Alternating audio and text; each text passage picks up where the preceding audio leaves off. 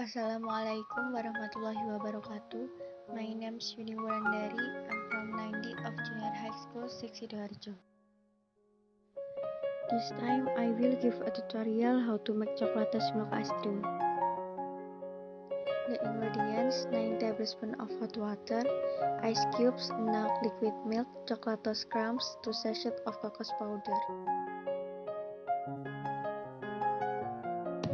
First, put the cocoa powder in the place. Pour some hot water and stir it well. After that, move into the glass. Then add ice cubes.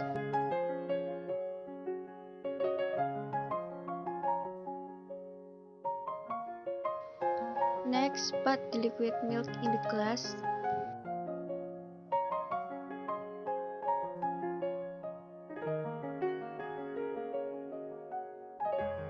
And add chocolatos crumbs.